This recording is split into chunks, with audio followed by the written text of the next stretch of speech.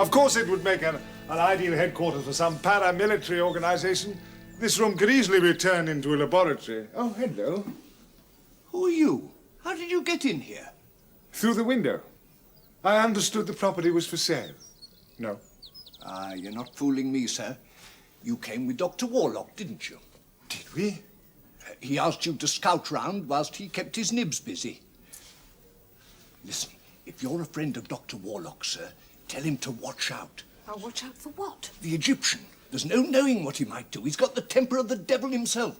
Egyptian, eh? Is this where he keeps his relatives?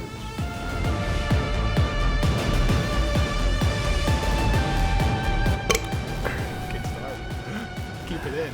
Hello and welcome to Who Watches Who, a Doctor Who podcast with me, Matthew, and as always, I'm talking like this now. I am joined with... Hello, it's Scott, and I have no idea what the fuck Matthew is doing. Hello. Should I be concerned? Have you had some sort of stroke or something? It's just my radio voice. It's just the voice for the radio, where you enunciate. What the fuck is a radio? Other word. Hi. Oh yeah, true. This is podcasting. This is the next generation of radio. No, but we are finally done. I say finally as if it was bad, but it was just very long. But we are finally done looking at Children of Earth, and so we are turning our eye backwards in time, in a time travel show, to classic Who, and looking at the Pyramids of Mars, a story that is more relevant now than it was more relevant a few months ago than it has ever been since it aired, probably. Wow, Of course, we saw the return of Sutekh, a villain that when they showed up again in Modern Who, lots of Doctor Who fans pretended to know who that was. And I will say the repeat airing of Pyramids of Mars was the best thing to come out that week. yeah. Yeah. By a long shot. Which is really sad because, and we'll get into it, I'm not a huge fan of this story. I think it's quite dull. It's one of those stories I don't quite gel with, but we'll get into it. Or will we? Maybe we'll just end it. This story first aired on the 25th of October 1975, which was a Saturday, and 48 years, 10 months, and 15 days ago. So we are quickly coming up to the 50th anniversary of this story. 2 years away? A year away? Crazy. Year away from the 50th anniversary of this story? Yeah. Wild. At the time, the US president was Gerald Ford, who was president for less than one term-ish, because he became president when Nixon resigned on August 9th, 1974. 1974. He's called Ford. He automatically assumed the presidency, taking the oath in office in the East Room of the White House, and it made him the only person in the entire history of the United States to become chief executive without being elected, without being elected to the presidency or the vice presidency. He wasn't even on the vice presidential ticket because the vice president for Nixon was one. You should know who it is, Scott.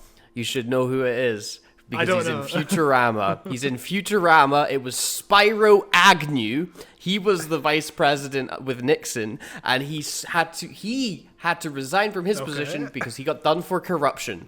Nice. Which, yeah, what a cool time. He also has an insane name, Spyro Agnew. It sounds like a fake name. Yeah, it sounds like a fake name you would see in an old episode of Doctor Who where they can't use the real name of the writers, like this episode, for example. Oh, wow, spoilers. The UK Prime Minister was Harold Wilson, that I have very little information on other than he was a member of the Labour Party. Wow. Just like today. Can you guess, though, Scott? The number one movie in 1975, the 25th of October. I only have United States. You just have to guess one movie. It's the United States. I will let you know, If you get this movie, I will be incredibly impressed because it is not a movie I've ever heard of.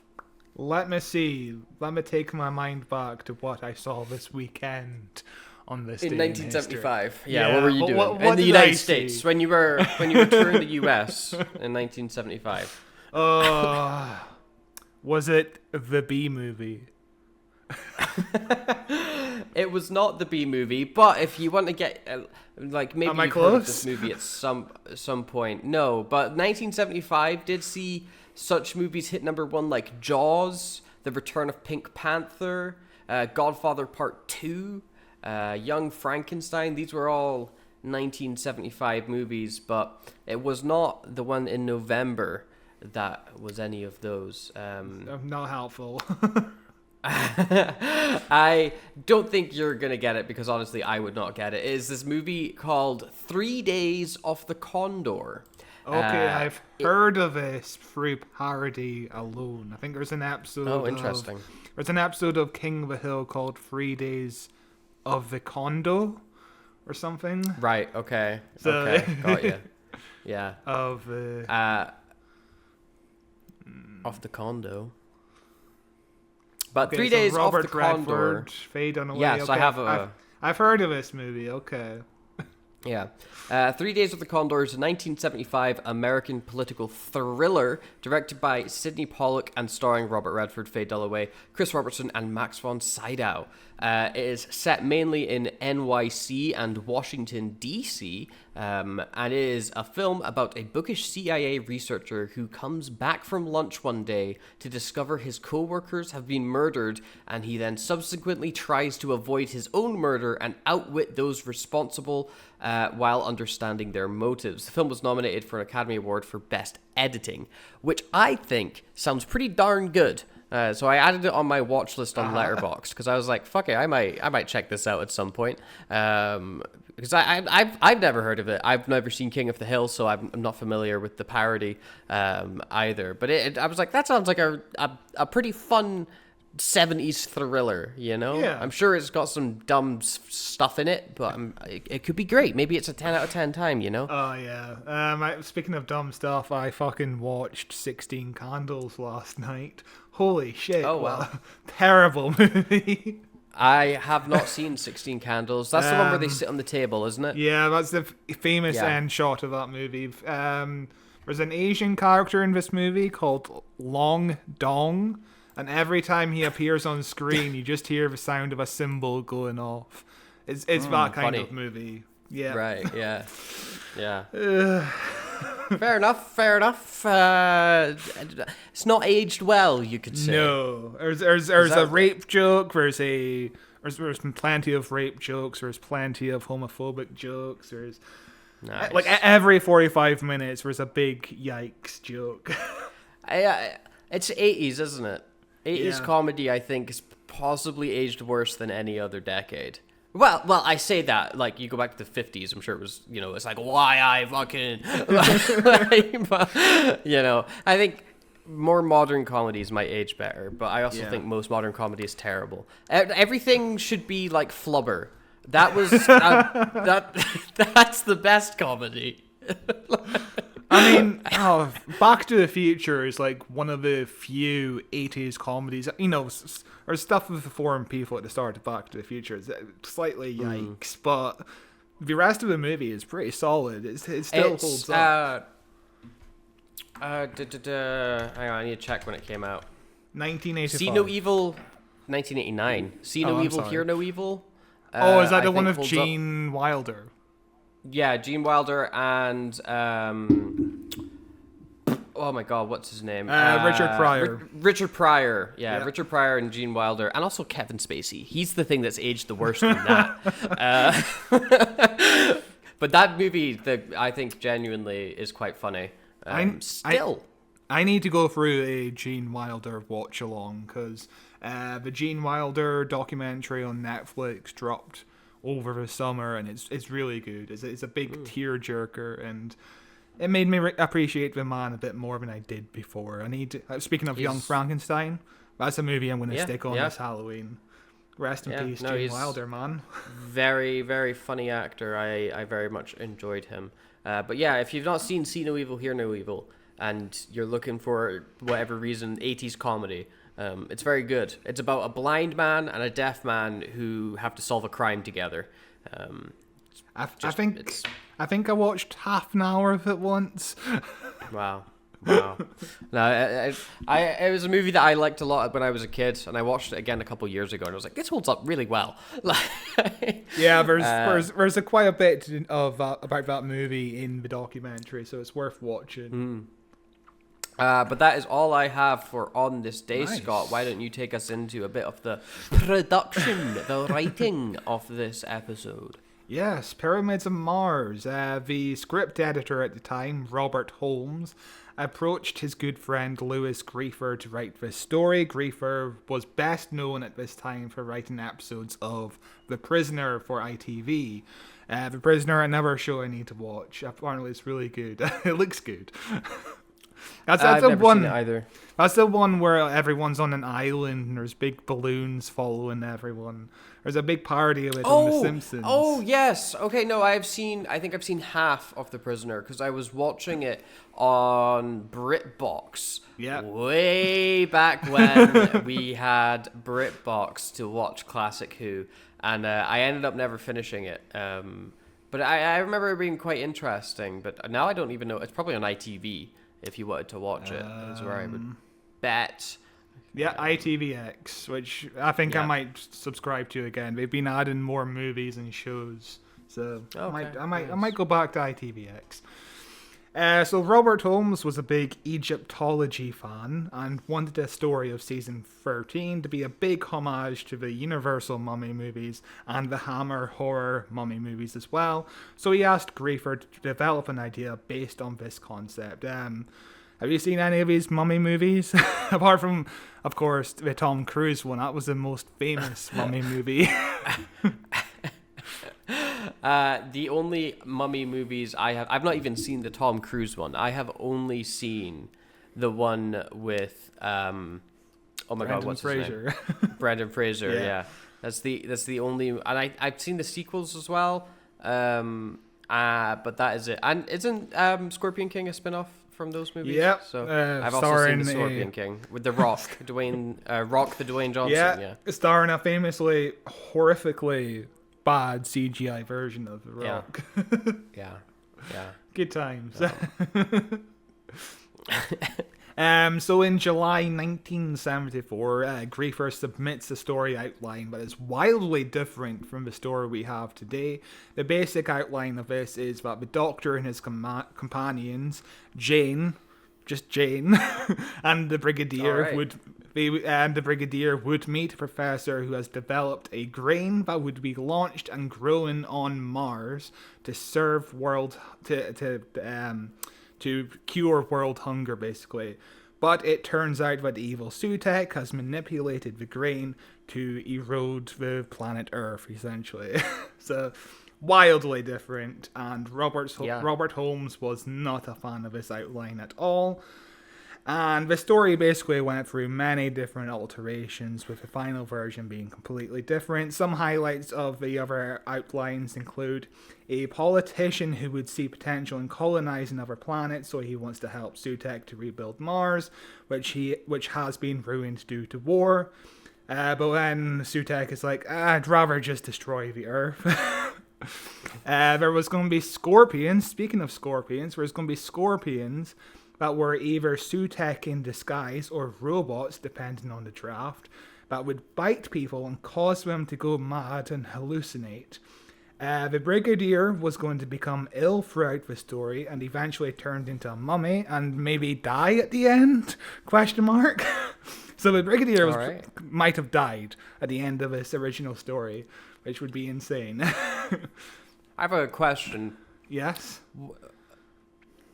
What primarily is the difference between a mummy and a zombie? Besides, like, a mummy, I don't. What does a mummy do when it like that? I feel like that. I don't know. I've never seen a proper mummy movie, so I guess I've seen It reminds me of Scooby-Doo. a Where's meme. my mummy?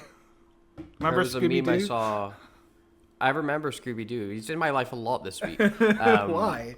But he just keeps coming up in conversation. But there was a meme where it was like, what does a mummy do when he catches you? Does he just beat you up?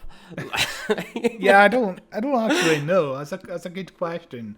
According to this episode of Doctor Who, they just kind of crush you into her They breast. cook you? They like cook you or something? Like... Oh no, that was the other guy that cooked him. That was yeah. Yeah. So I don't know to answer your question, but I presume the big difference between the two is basically I guess mummies come from Egypt, ancient Egypt, whereas zombies are kind of modernized kind of things. So that's a big difference, I guess. So one draft of his story had the villain called Sutekh, who had a crocodile head.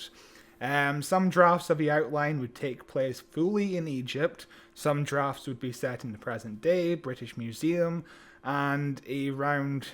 because obviously the British Museum around this time in 1972 had a big exhibition of Egyptian relics, and it was a very popular exhibition at the time. So it made sense to do an episode set in the British Museum, but it just didn't work out. Some of the drafts were decided to be too complicated, and some were considered to be too far removed from the basic brief of do a mummy episode. Some got too far away from doing that. So Griefer eventually manages to write his first draft around October 1974, but he sadly became seriously ill and needed a major operation and couldn't deliver the other two episodes until weeks past the deadline. These scripts needed major rewrites as the script strayed even further from what Holmes wanted. Apparently, the final episode didn't even wrap up most of the major plot lines, and the script itself was super unfocused. And Robert Holmes would later say that he got the impression that Griefer never actually saw an episode of Doctor Who, so he like it was so far removed from the basic format of what Doctor Who is, which is kind of insane. That is. Imagine taking on a writing job for a show and just like not watching the show. I know. Just give me the tapes of one of the most popular episodes, and I'll try to emulate that. Yeah. Give me something to watch to see what it's like. Yeah. Insane. Yeah. And sadly, in late November, Griever had to fulfill his teaching responsibilities as the chairman of television studios at Israel's Tel Aviv University. So he had to go all the way to Israel. So, of course, this was the 1970s. You couldn't just email a draft of a script to somebody or do a Zoom call with somebody. You had to... It would probably be hard to do even a phone call. So, like, I feel like everything just took longer to do back then, and it was probably better that was the case. Oh yeah. Oh, I fucking wish I could just write a hand written Just note write to like somebody. you write a letter, send it, and then you don't have to worry about it for a week. Yes. 2 weeks, a month. You know, you just go about lazying about, and then Yeah. you get the letter back. You're like, oh, I'm fired. Yeah, but now if you get a fucking text, you're expected to answer it within like half an Instantly, hour. straight away. Yeah. Good times. The script had to be rewritten by Robert Holmes, who started working on it in March of 1975. This fucking thing starts filming in like April or May, by the way. So it's a pretty rushed script here.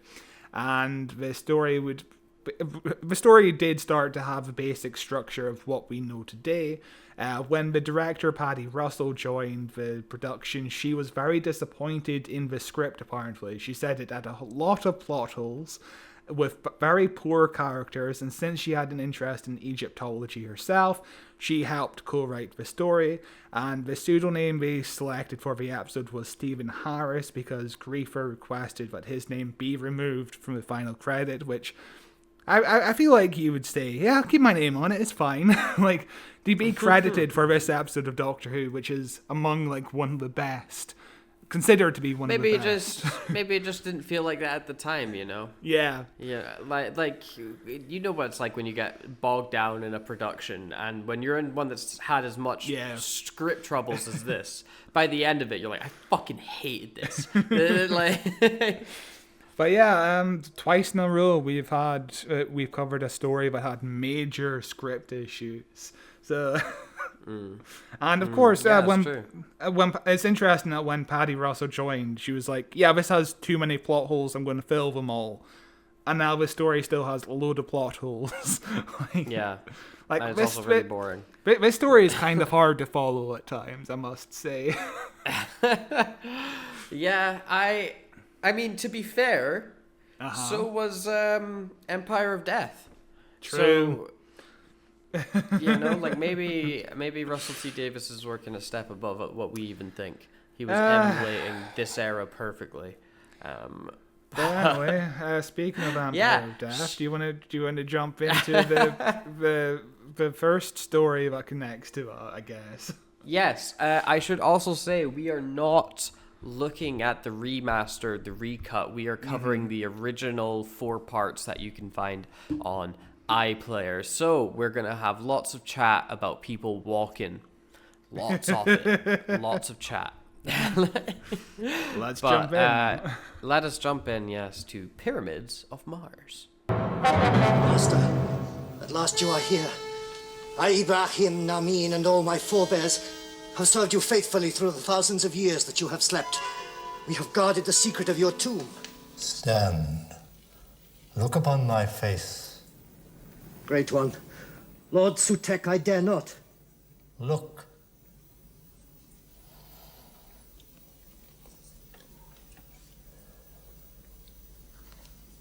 Is this the face of Sutekh?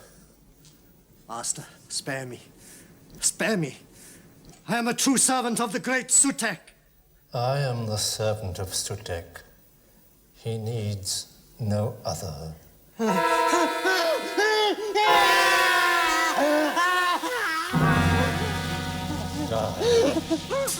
I bring Sutekh's gift of death to all humanity. So, our episode begins with a landscape shot. Isn't that lovely? Yes, it's not stock footage at all. They actually went to Egypt. No, they and filmed traveled this all part. the way to Egypt. Yeah, just for 2 shots.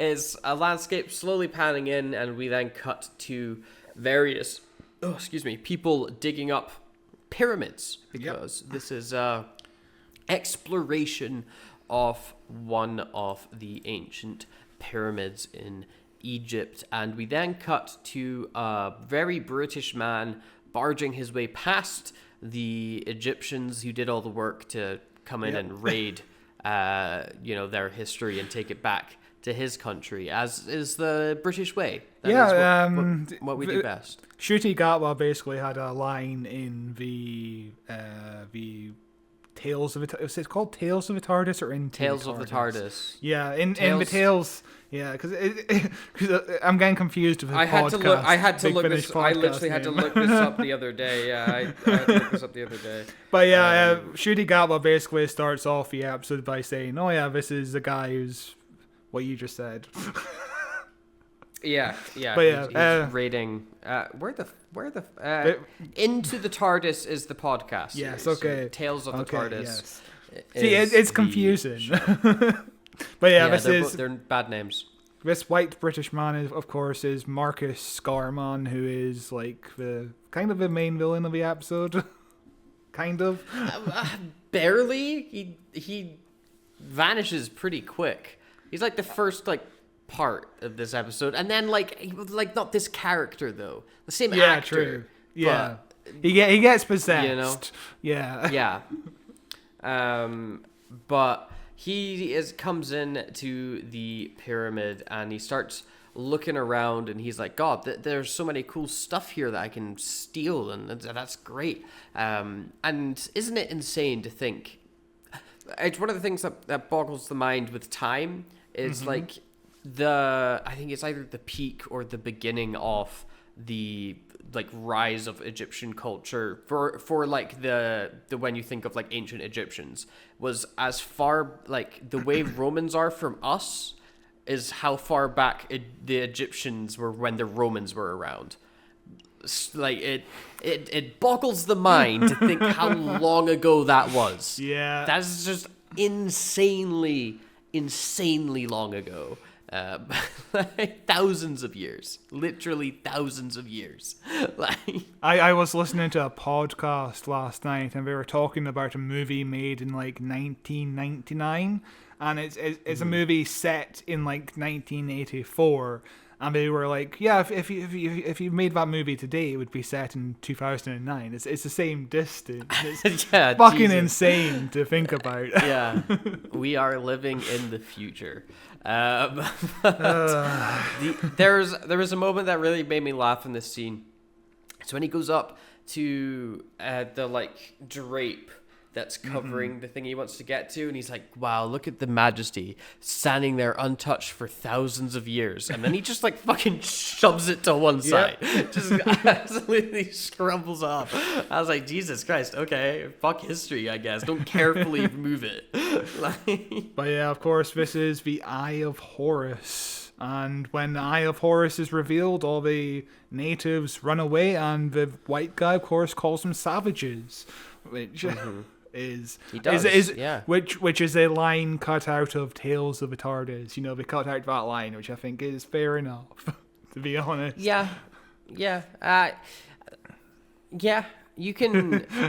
You could make the argument that the character is racist. Yes. Like this is a character that we don't like. Like he is a villain. He gets possessed. He gets his comeuppance when he gets killed. You know, he is raiding a point of history. Like, of course, like 100%, this guy is gonna be racist as well. But also, like, maybe they just were needing to cut it for time, and they were like, like, you could cut this scene for time. Like, if you're needing, like, you need scenes to cut, easy, get rid of that line. It's a bit awkward anyway, you know? Yeah. Like, and you know, it's still great to the BBC to leave the episode untouched on BBC iPlayer. That's great. They didn't go through every single episode and take out all the yikes moments, because every episode would be like 15 minutes long, I think. Well, not every. Honestly, episode, might but, help you know. the pace. Might help the pacing.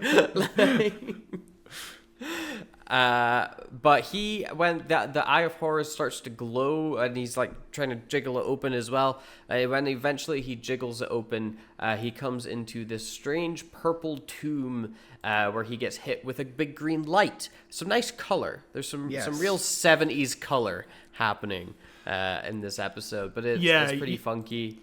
You can tell this episode was made just, 5 years after colour television was basically introduced to the UK. And we're slowly, I think, coming back to a period where color is a big thing on TV again. You know, like the early 2000s into the 2010s, like dark and grungy, and like look at when Doctor Who comes back, it's leather jackets and like crusty TARDIS, and that was cool. That was what was like orange, please. Everything needs to be orange and brown. Even video games were the same, and now we have the big fancy white TARDIS with the different multicolored lights everywhere, and colors. We're back in a colorful time. I like it. I think adds. The first season of Doctor Who that came back was, the Christopher Eccleston era, not the Shooty Gatwa era or the William Hartnell era. They used a lot of weird green lighting in the TARDIS, which is kind of similar to what is going on here, except I think it's more of like a grunge. I would say series 1 is very grunge heavy. That was the style. Yeah, it's everything. It's cool. It's edgy. It's modern. Speaking of the new TARDIS, I'm still not a fan of it. I'm not a fan of it either. Yeah. I was a big fan of it when I first got revealed, purely from scale, because the scale is so impressive. But once you spend time in it, you're like, there's nothing going on here. Oh, fucking remember when everyone was like, oh, you won't believe what we fucking did in this TARDIS. And we watched 12 episodes set in this new TARDIS, and they really haven't done much. A few crane shots here and there, but a few colorful things here and there, but nothing. And also, like, maybe 5 minutes total. 10 minutes spent actually in the TARDIS across all those episodes. Insane. Yeah. But speaking of the TARDIS, we then cut to a very fun shot of it spinning in space.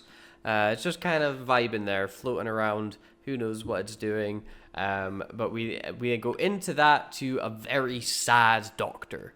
He's very sad, he's very miserable, and it's a very funny way of introducing him in this story as Sarah Jane comes out looking like she's about to go to her own wedding. Yep. Which is an episode of Sarah Jane Adventures we've covered, the wedding of Sarah Jane Smith, which is a fun episode where David Tennant appears. As a good one to watch and listen to. After you listen to this one, of course. Yes, where Sarah Jane comes out saying she found this dress in the TARDIS, and what does the Doctor think of it? He takes a minute to answer because he's busy being very sad and miserable, and he says, "Oh, it's a very nice dress. It used to be Victoria's." Is this true? Did a Victoria ever wear this dress? We've met Victoria when we did Tomb of a Cyberman. She's the lady who got hypnotized and fell asleep. Yes. But she never wore this dress on screen. She never seemed to own this dress. So it's a big old fabrication. They just a lie. They just wanted Elizabeth Sladen to run around in the mud in a very white dress for no reason.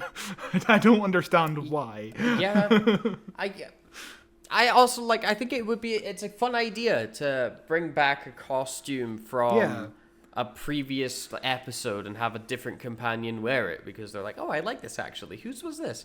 But I guess it's fine. It would have made, if you were, a fan of Classic Who at that point, you'd be like, oh, shit, yeah, I remember Victoria, that's fun.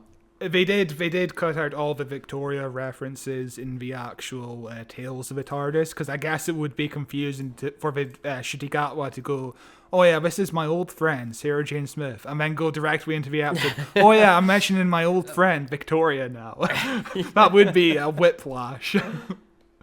Yeah, that is true. But Sarah Jane picks up that the Doctor's feeling very miserable, and he's being very vague about it, oh, I walk in the eternity of time, I am this vast being, and she's like, if you're sick of your job with the Brigadier, just resign, you could just there's nobody forcing you to do it, you could just quit. Which I guess, does he go back to working with the Brigadier after this, or does he formally quit, or does he just not show up again? There's episodes with the Brigadier coming up, but he never goes back to working with Unit until New Who, really. So he's quit Unit at this point. He also says he's 750 years old in this episode, which is nearly middle-aged. which I guess works out because Capaldi was Matt Smith was 2000 when he died, right? So that is technically nearly middle-aged. Like that. 750 would be nearly middle-aged if we presume that the Doctor is able to keep track of his own age, which he isn't. And that he's and that he isn't lying because his age changes all the time. Yeah. But when Sarah Jane says that he should resign, the TARDIS kind of explodes briefly, and in the hullabaloo of everything going mental, she sees a really funny face projected. It is Sutekh in dog. Yeah, it's his form where he's it's underneath the mask, which. Yeah. We're very familiar with a CGI Sutekh sitting on top of the TARDIS and just spinning it around, really. Yeah. That fucking dog just loved to spin that TARDIS around for no reason. I really dislike that Sutekh is a giant dog. I mean, it's fine. It's fine. They're another worldly being. They're a giant god, whatever the fuck. So they don't need to look like a human. But I think the other design of Sutekh with the mask is so good Yeah. that the dog mat the design is dumb as fuck. It looks terrible, and just Yes. like that mask is so cool looking. But yeah, the dog head is closer to Egyptian mythology, and apparently Yeah. there were quite a few different designs for Sutekh's head, and Paddy Russell basically showed Liz Sladen all of the heads, and she chose the one that Liz Sladen reacted to the most. Apparently she gasped when she saw this head. Probably because But it's not really out of terrible. fear. Yeah, no, she didn't gasp out of fear. It looks like he's got a smiley face. If you pause on the shot of it, it looks like he's got a big red smile at the bottom of his face. It looks so bad. Yeah, this is classic Who for you. I kind of do like the. I'm kind of a fan of a CGI design as as better in The this CGI design you know. reminded me of the dogs from the live-action Scooby-Doo movie. You know, the There. giant monster Yes. dogs? Yeah, that should be in the thumbnail of the episode. By the way, just one of those dogs. They try to figure out what that was. The doctor says it's some sort of mental projection. But it's okay. They've landed now. They should be back at Unit HQ. They step out. They're not at Unit HQ, but they are, but not yet. Yes. They're in the same building where it's going to be, but Yeah, in the past. and of course, the first person they run into is a man who is also a snake. But they come out from behind a sarcophagus, and they're like, "Wow, look, Egypt stuff. That's cool." And they're like, this, something's a bit weird. I don't know why we've ended up here in the past. And from there, we then cut to another shot of a different sarcophagus that turns out to be a slow pan out from a mirror to a guy playing the organ, it's a fun shot. It's up there with shot of the episode. Like it's a pretty inventive shot for Yes, you I know. 100% give him credit for Paddy Russell trying to make it visually Mm-hmm. interesting here. Except when the guy playing the organ, of course, is playing the organ, and the camera is shaking around a bit because of it.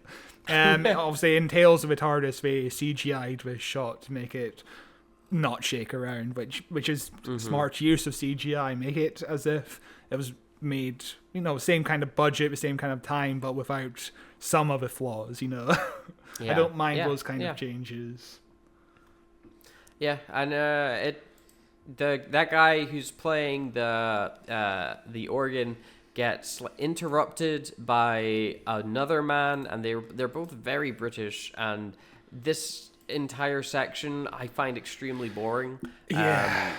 When they're chatting and he's like, this other guy is here to see you, or he demanded to see you, and he just forced his way in, and then they have like a little argument about locking another guy out of the house, or saying he's not allowed back for being rude or paying money. Like I was like, it's boring. It's hard to pay attention in this episode because it's just three British men talking in posh RP accents, just talking about shit that I do not fucking care about.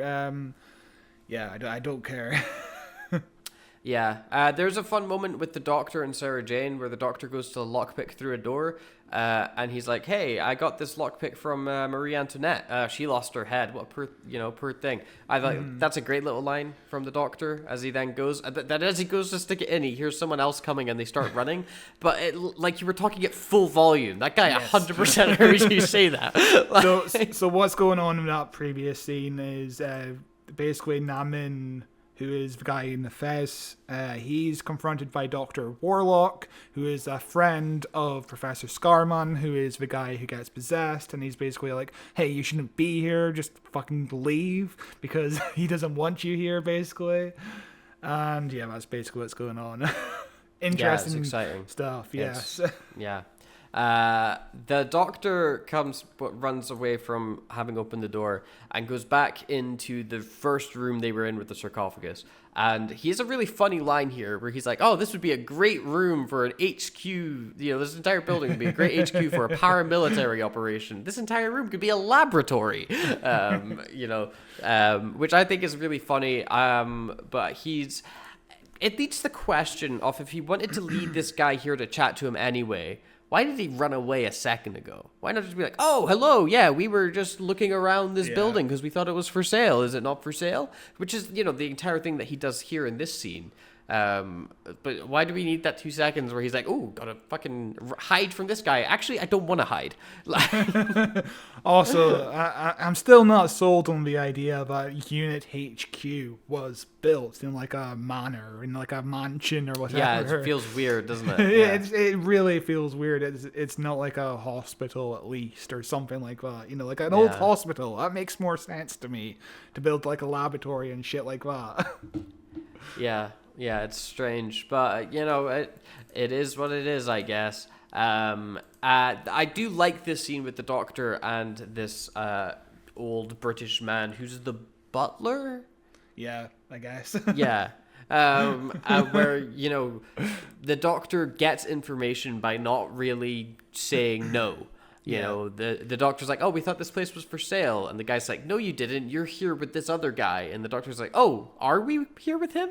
And he's like, yeah, he just asks leading questions. He never says, he never admits to the other guy that he's wrong. And he never claims that he's right.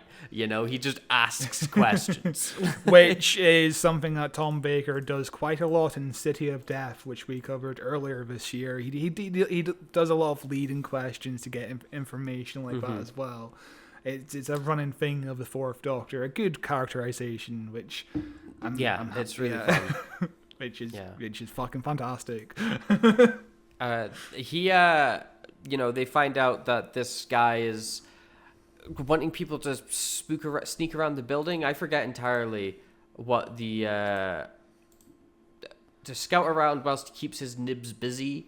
He's basically like, you have to leave here because you have to leave the way you came in because there's people here and you can't be discovered, basically.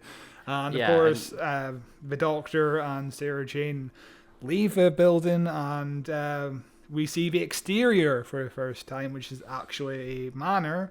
It's called Stargrove Manor, and Peter Grimwade, who was the location scout, searched the Newbury area. The local pub landlord actually took him to the mansion they filmed outside of here, which belonged to Mick Jagger. His parents actually lived in this manor at the time.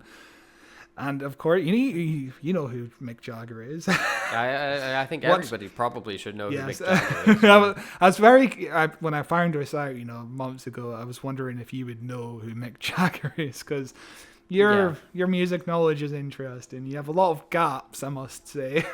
I have a very specific music knowledge. Yes. I know a lot about some very niche genres of music. So they had their eyes on other Gothic buildings around the area, but only Mick Jagger's mansion had woodlands surrounding it, so it's like the perfect fit. And Mick Jagger basically said he didn't want to be paid for the location. Instead, he asked the BBC to donate it to a school, which is lovely. Yeah. That's lovely. So a little bit of history about the house, because it's quite fascinating. So Jagger bought the house in 1970, so 5 years before this episode was made, for £55,000, which is just over $1 million in today's money. And the Rolling Stones actually recorded a load of albums here. The Who even recorded here. They recorded multiple songs, including Won't Get Fooled Again, which is like their biggest song, arguably. Led Zeppelin also recorded here. So, like, some famous music was recorded here. It's kind of incredible. And Doctor Who would actually return to film here again in a few years with Image of a Fandel, which is also a Tom Baker story. Mick Jagger sold it in 1979 to a businessman who then sold it to another businessman, etc. Eventually, in 1998, Rod Stewart bought the building, but he never actually moved in, apparently. Imagine spending millions of pounds on a building and never fucking moving in. That's insane. That is insane. Eventually, in 2012, it was sold to the Sackler family for $15 million. And do you know who the Sackler family is? I do not. They are the family who was very big in the pharmaceutical, big pharma. I can't say the full word. Pharmaceutical.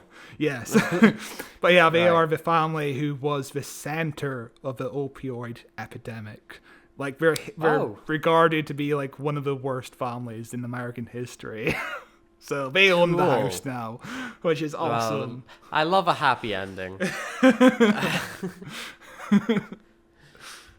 Yeah, but back to the episode. The Doctor and Sarah Jane climb out of the window, and it's my favorite thing in Classic Who, and my favorite thing in this story, which is people walking while music plays. Yep. This is probably the best people walking scene, purely because Tom Baker manages to add a bit of comedy in his physical performance as he's walking past the windows, and then he slowly slinks down to hide behind them, with Sarah Jane like quickly squatting behind him. I thought it was great. It's a funny little moment and a lovely bit of filler.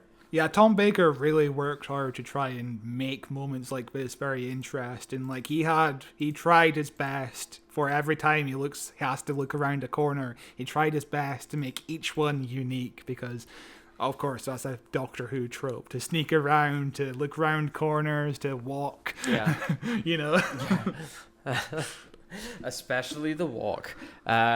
We got back briefly with the butler, who watches them leave out the window and then see the sarcophagus start to open. Wow, I wonder what that could mean.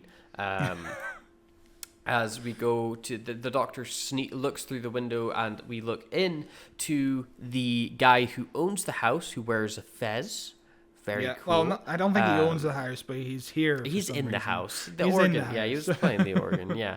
And his argument with Scarman. Is it Scarman that's in the house with him arguing, or is it Scarman a man they're arguing about? Scarman is the man they're arguing about. Scarman is the man Yeah. who gets possessed. This is Doctor Dr. Warlock, which loads of yes. interesting names in this episode. Yeah, some Dr. real Warlock. weird ones. But they're arguing, talking about how ancient powers are gathering here, and you're not ready for whatever the fuck might come your way. And as they're arguing, it's very dull because these are extremely posh men, and I don't really care what they're arguing about to begin with. But as they're arguing, they hear a scream in the distance, and they're like, oh my god, what was that scream? So they head off to investigate and find the butler dead. To which Warlock says, I was about to call him Scarman. Warlock says he has been strangled to death, which, he says, like, you need to call the police, you need to be, like, getting an ambulance here, this is a murder, someone has been murdered. To which Fezman goes, no, actually, this is a really good sign. This is really cool and good, actually, that this happened. As he takes it as a sign from the gods. And then he pulls out a gun. Yeah, just a gun. Which is interesting. He never really uses the gun, The Doctor comes into the room, uses his scarf to kind of trip him over. I mean, he just sort of gets up. He doesn't go after the Doctor to try and shoot him. He's not like, what the fuck was that? He's like, the fuck, you just threw me to the ground. What? Like, he's like totally like, no, that's okay. I was ready for that. Like, I guess he shoots. Does he shoot Warlock? he fires, but I assume the Doctor's whole scarf thing was for him to miss. Yeah. To save Warlock. But what happened to Warlock again? Does he run over his body? Let's see. I'm gonna watch it back right now. He's like, get ready, I'm gonna shoot my gun. As Doctor throws him off, he fires the gun. Okay, he shoots him, but Let me help you. He walks past. He walks by. by. They don't get a shot of it, but you see his legs walk around it. That's the classic Doctor Who thing of, we only have 2.5 hours to shoot this episode. We must rush. I believe at this point they're filming basically every Monday to Friday, I think, from 7:30 in the evening to 10 o'clock, which is an insane That's like lack of time. It's like how we record podcasts. Yes. Except today we're doing it earlier, which is weird. We are doing it earlier It today. feels weird. Yeah, yeah, it does. But he then, when he gets up, instead of chasing after the people who he just tried to murder and who threw him to the ground, he instead starts making out with the sarcophagus. Yep. And picks it up and moves it to the sides to reveal a giant mummy within a mummy that looks slightly odd to what you might expect. Yeah. It has these weird, like, indents on its eyes and a very large bosom. Yes. But I like this design. It's interesting. You know, it's unique. You can tell it's robotic. It's not a normal mummy. So I quite like this design. It's cool. yeah, he then mutters, or he doesn't mutter. He says some things in different language with the ring, as if he's like a like a Power Ranger or something, you know.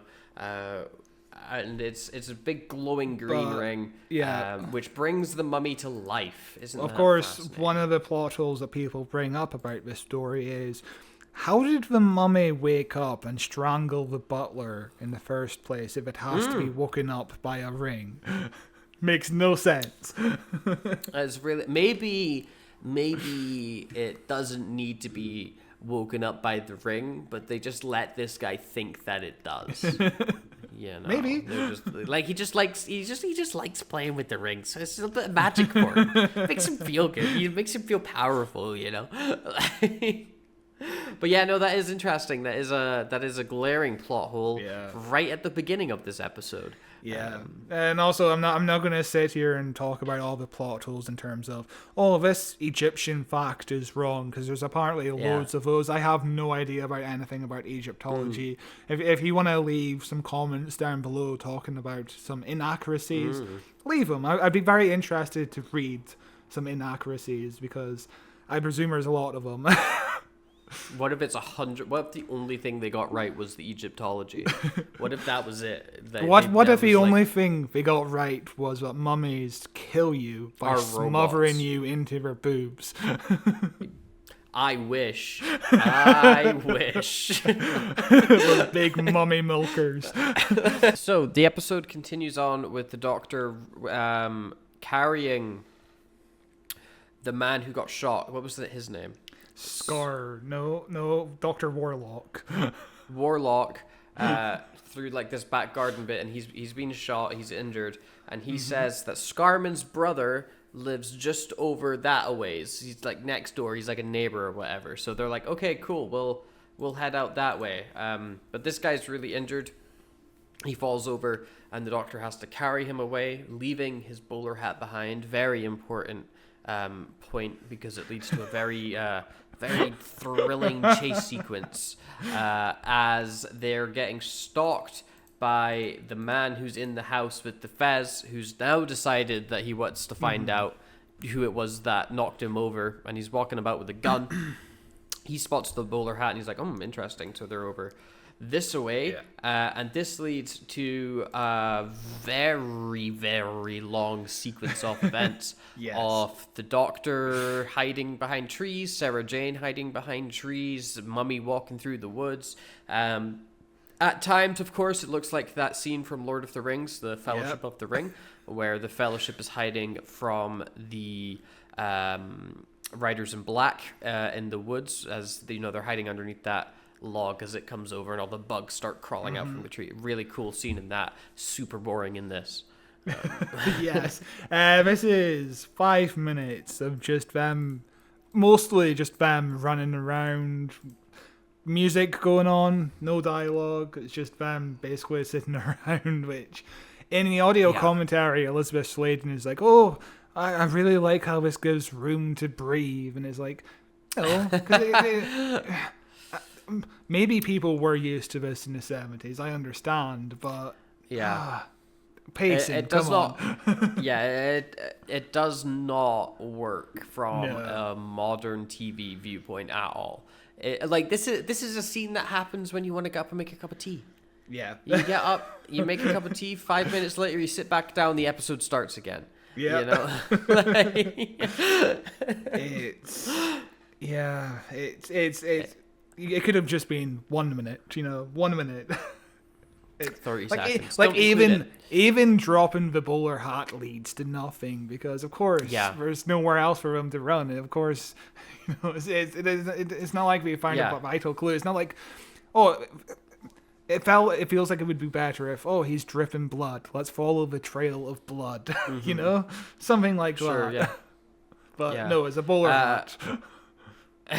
And eventually the chase gets called off when Fezman hears organ playing from inside his house. And he's like, God damn, that means that Sutekh's here. Oh gods, oh great ones. He descends. Excellent. I'm going to go look at this instead. And the mummy also decides to follow him back as well. And this is where they meet Scarman's brother. Yes. Who shows up. Jonathan? Jonathan sure. sounds right. Why not? Jonathan Scarman. And No, sorry, he's like, Lawrence. Oh my God. Lawrence Scarman. And he's like, oh my God, that guy's been shot. Let's go get him some help. We'll take him back to my house. Meanwhile, we cut to see Fezman doing a bunch of prayers and stuff to his sarcophagus, which has got some funky green lighting around it. Very alien, very spooky. And we slowly zoom in on it before cutting away back to Scarman, the doctor, and Sarah Jane in the big old cozy lodge. Yes. And this scene is good. This scene, I like this scene. This is a good scene. This scene was apparently one of Paddy Russell's rewrites. She really wanted to explore the characters of the Doctor and Sarah Jane Smith and this Scarman. So it works out well, it's really good. It's solid. Yeah. There's a fun bit where Sarah Jane goes to explain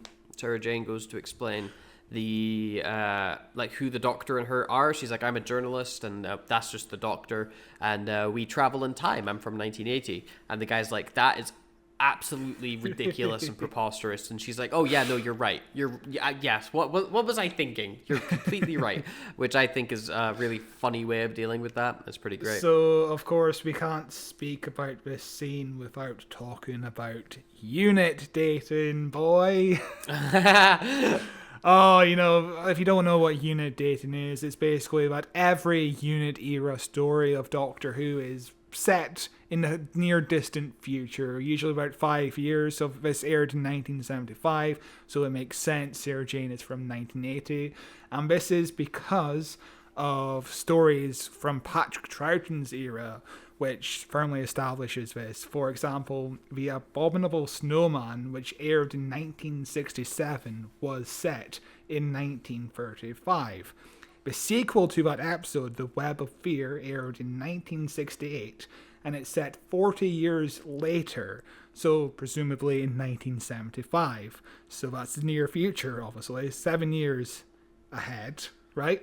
And this story introduces the Brigadier and unit. So therefore, every John Pertwee story takes place after this story. So it must be the mid-70s to late 80s. Makes sense, right? Makes complete sense. Yeah. That's how that makes sense. But since the 70s, every writer of Doctor Who's been like, those stories take place the year they were broadcast. So, which it's interesting. It's kind of a similar thing as to what's happened with the MCU. Since Infinity War, where it was Endgame. It was Endgame that jumped 5 years. Yes, so which then. They also happened in Spider-Man Homecoming, messed up their timeline as well, because it has or Spider-Man Far From Home has a time jump in it as well, which doesn't line up with one of the Avengers time jumps, and they I think Kevin Feige was like, yeah, it's just a mistake that it doesn't line up. But I think it's the issue of doing things in the near future as well. Is it starts to become like, wait, hang on. Was this Yeah. this year? Like, Yeah, it does make things slightly confusing, and I think the intent was, we still want to have a slightly futuristic feel. For example, if there's a big technological breakthrough in 1971, they can write a story in 1971 that goes ahead 5 years. What if more was discovered with a scientific breakthrough? That makes sense, and you can explore the possibilities there. And of course, Russell T Davies apparently really hates the unit dating controversy. Of course, if you remember in The Devil's Cord, just before they go into the apocalyptic future of 2024, Ruby says, "Oh hey, it's June, where I'm originally from," even though in the previous episode it was Christmas. And so I'm reading an interview here. The interviewer is saying to Russell T Davies, "Speaking of timey-wimey, there's a gap in The Devil's Cord that implies 6 months have passed since Ruby met the Doctor." And Russell T Davies says, "No, that's meant to be. That's complicated. I mean, I can see that no one in the audience would ever get this. I'm trying to explain how Sarah Jane is clearly from the 1970s, and yet in Pyramids of Mars, she says she's from 1980s. So I'm trying to establish some sort of temporal drift as you go into the TARDIS. There's no... There's not a 6-month gap there. No one else but a Doctor Who discourse would ever think 6 months have passed." What is he talking about? There's clearly an established rule of why this episode would take place in 1980 in Sarah Jane's timeline because of the previous stories in the Yeti duology. It makes no sense of why suddenly Russell T Davies is introducing a temporal drift in... I don't fully understand. Maybe he's talking about, like, if you are watching the episode in isolation and you're not a fan of Doctor Who, then it doesn't matter. You know, like, you can say that Sarah Jane's in the 80s, but even though she's in the 70s, you can say that, you know, Ruby Sunday was in June, even though it was Christmas. If you're watching it in isolation, then it doesn't matter. Who gives a shit? My question is, like, why are you writing for people that don't give a shit?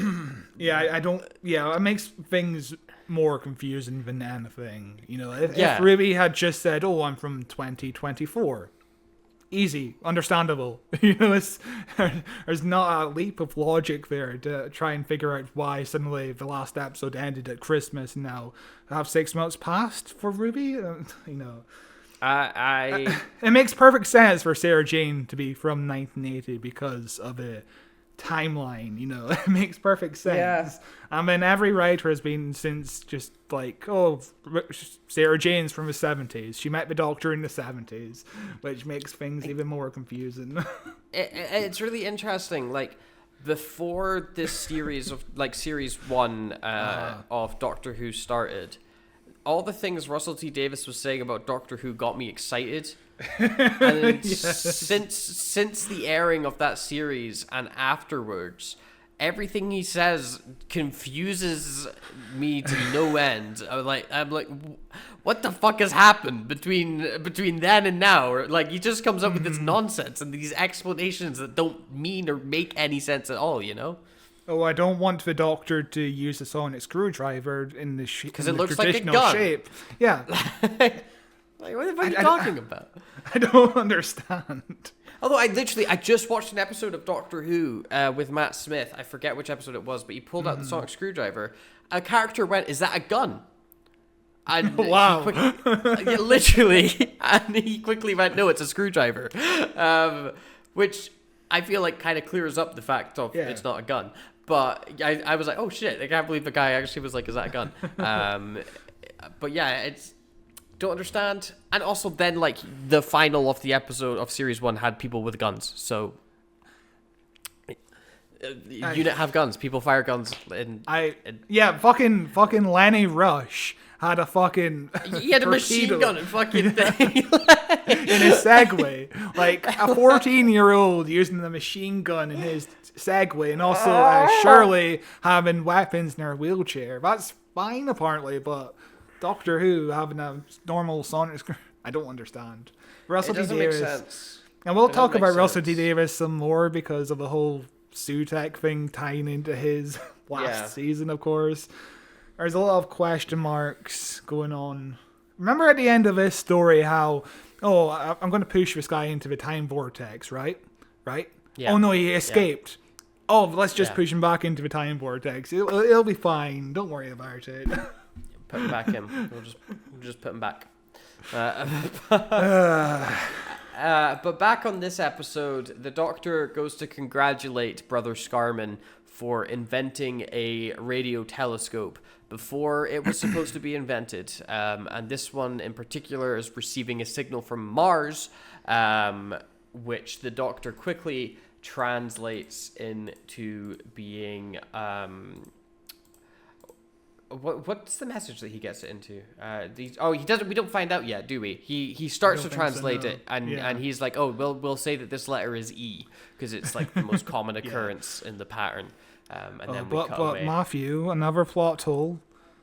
Yeah. How could it be translated into English when English didn't exist? Yeah. Good question.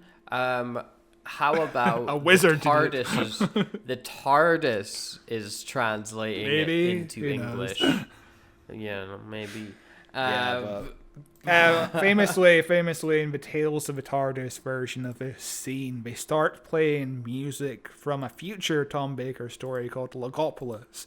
And this music is when the Doctor is actually pushed off of a radio, whatever you call it, a radio telescope. He's pushed off of it by the Master, and that's how he regenerates. So I quite liked that addition in Tales of the TARDIS to kind of foreshadow to his... I guess it is a foreshadowing to his death.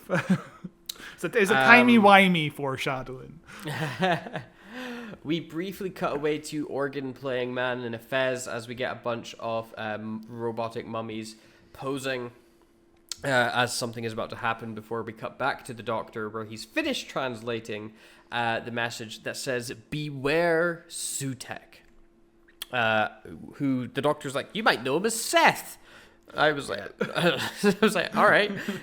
So Seth or Sutekh is apparently the name of the Egyptian villain. The god who was killed by Horus, the god of light.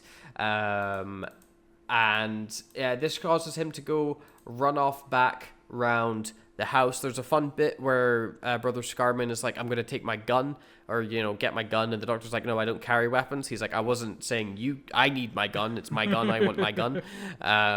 Which is a fun little bit.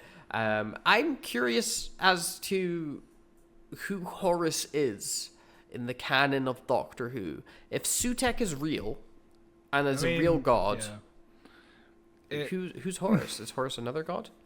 I guess it is based off of real life shit. So I could look this up and read paragraphs and paragraphs. No. I meant like shit. I meant like in the canon of Doctor Who. Like is there just another, like, are all the Egyptian gods I guess alien beings? So. Where's Horus now? If Sutekh's back.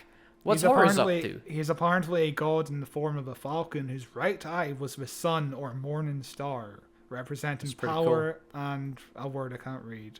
And his left eye was the moon or evening star. So one eye is the sun, one eye is the moon. That's a pretty badass design. Eagle with a sun eye and a moon eye, pretty badass. It's pretty badass. Sounds more badass than Sutekh just being a dog. Big dog.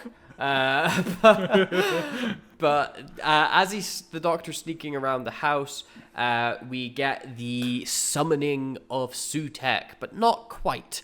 As the guy goes to summon him, we get this transition with the special effects on the sarcophagus, which look like the poster from Series 1 of Doctor Who, which everyone was like, wow, that's some really clever foreshadowing, that's really cool. And then in the remaster, they redid the effects and made it just look like the vortex. So who knows? I guess it's not who knows if it was intentional or not? Probably not.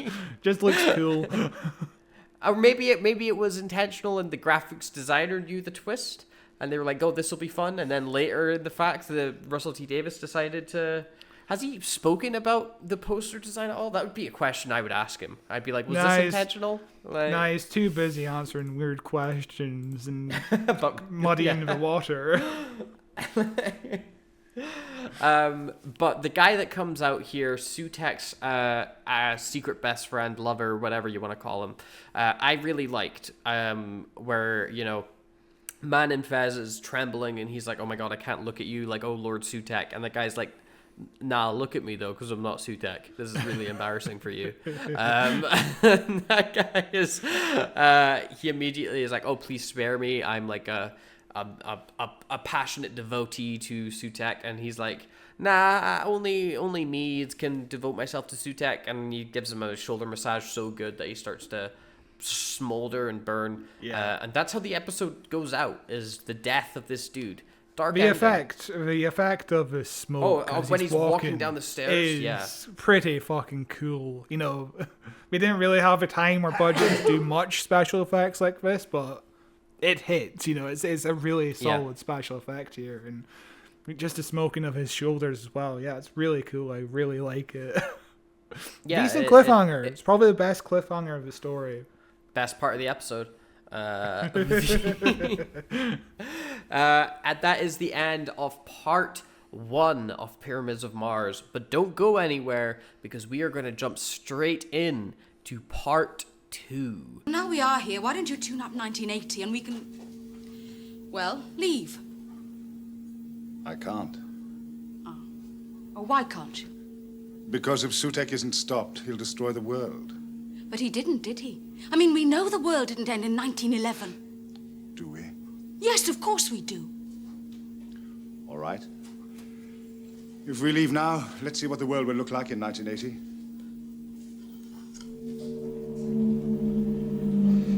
I say, this is like something by that novelist chap, Mr. Wells.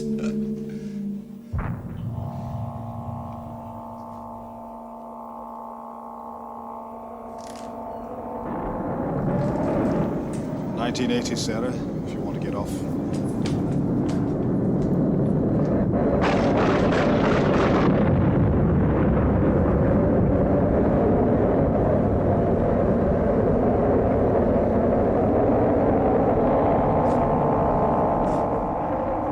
It's a trick!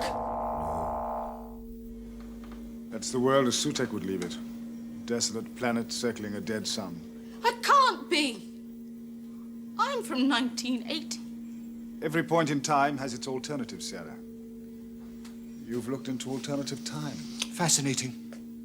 Do you mean the future can be chosen, Doctor? Not chosen, shaped.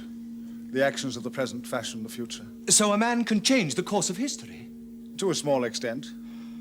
It takes a being of Sutekh's almost limitless power to destroy the future. Well, We've got to go back. yes. So, episode 2.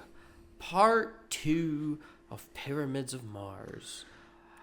Opens up with the same scene we saw before, with the man getting burned to death, but then it continues on, as is the style of classic Who, as the servant of Sutekh transforms from this giant, like, black suit Darth Vader-esque get-up that he had on into just a regular dude that we saw before, the guy that was stealing from the pyramids that got hit by the big green light. Presumably that big green light was to possess him, to make him the servant of Sutekh.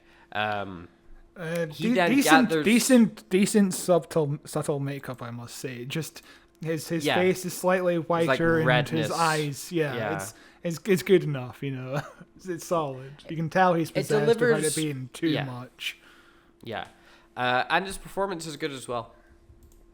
And he tells all the robot mummies to plant these pots around the place. These like Egyptian-styled pots. They all have various like heads and on them, and he's like, put them around the bit to get Sutekh here, or whatever the fuck the plan is. While the Doctor and that hide. Because they hear him coming, with Sarah Jane hiding in a chest with the Scarman brother, while Yep. the Doctor hides behind a statue of the Devil. Apparently on set, all the cast and crew would joke about what Liz Sladen and the other guy were doing in that chest. It definitely was the 70s. Yep. Welcome to the 70s. Yeah. Okay, cool. I bet they were sitting there silently hiding because it's a life or death Yes. situation and not a porn parody. Fucking waiting for the director to say action. You know? But they go into where Sutekh's servant and stuff just came out of, and find the dead guy, and the Doctor's like, oh damn, we've entered a world. He's got a good cool line where he's like, we've entered the world of gods and whatever the fuck, I forget the line exactly, but it's cool. Cool line, but it's a cool line, but I don't Cool really line, remember it, but, forgettable. yeah, cool, but not memorable. But it introduces the idea here that we're dealing with something bigger, with something more than this is the greatest threat the Doctor's ever faced. Literal gods, but not literal gods. Yeah, just because- aliens. Just aliens. Because they're from the planet Osiris, and the Doctor says that Egyptian culture is founded upon the Osirian pattern, and that inside that sarcophagus is like a vortex portal place or whatever to wherever Sutekh is. Oh, I mean, we say aliens, but didn't the season 1 final literally make Sutekh a god? I forget But everything is it- that happened in that final. It's been a while. Like- I don't care to revisit, quite frankly. I don't remember if they even if they explicitly were like, you are a god. Yeah. They establish in this episode that yes, Sutekh is a god, but he Yeah. was a god to the Egyptian people. I Who guess. saw him as a god, even though he was from this planet, where everyone from that planet had those powers and these abilities, so it could like whatever, who cares, but I personally I prefer him being an alien than being a god.